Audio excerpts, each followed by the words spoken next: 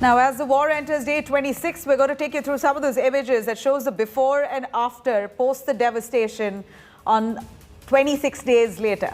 Port city of Mariupol, these images here showing how the city was thriving at one point. Now, after Russian bombardment, it's now reduced to rubble. Several buildings there completely damaged. Russia's attacks there only continuing on the 26th day as well in Mariupol. Capturing Mariupol would really help Russian forces secure a land corridor to Crimea Peninsula. In fact, Mariupol has suffered some of the heaviest bombardments since Russia has invaded Ukraine. Many of its 400,000 residents remain trapped with little or no food, water, or even power supply.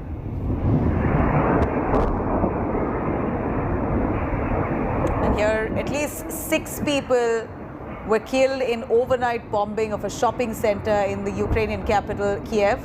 These images of before after really showing heartbreaking images of how the city that was once bustling and thriving has now completely been ruined, with most areas that's now caught fires, plumes of smoke still emanating from several buildings that are now gutted, crater-like damage to several areas, mostly even civilian establishments that have been targeted at heavily. This 10-story building here was hit by a powerful blast that pulverized vehicles in its car park and left almost a massive crater several meters wide. And here Russian forces have been trying to invade the town of Chernihiv that lies 120 kilometers northeast of Kiev. Dozens of civilians have been killed in shelling, missile attacks and air raids. Now those remaining live among ruins and craters, many of them seeking to escape.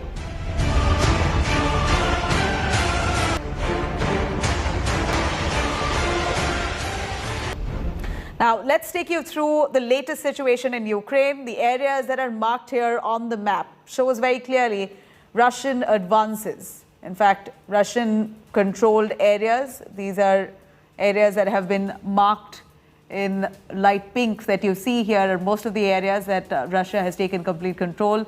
Of course, a formal declaration on that has not been made yet, but Russia claims territory. They claim that they have captured territory in several parts of Ukraine, and this comes despite Ukrainian army's offensive.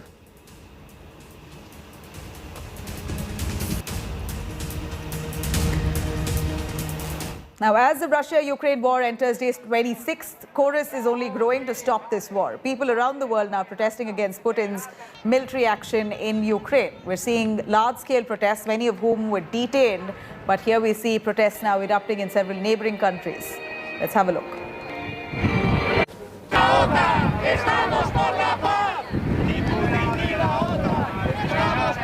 The chorus is growing to stop the war. The world protesting Putin's military action in Ukraine. Hundreds protested in Madrid and marched against Russia's invasion of Ukraine, holding placards seeking peace and chanting slogans against Russian President Vladimir Putin.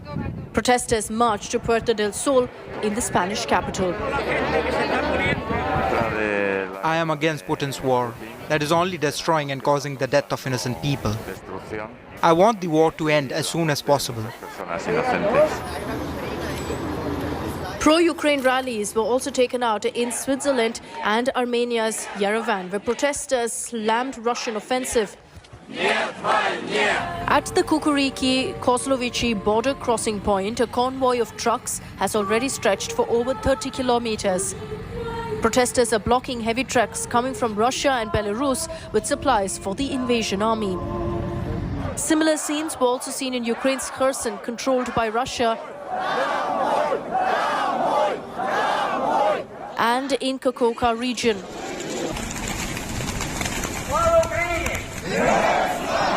The most shocking news came from Ukraine's Berdansk, where Ukrainian protesters claimed that the military assaulted and detained them.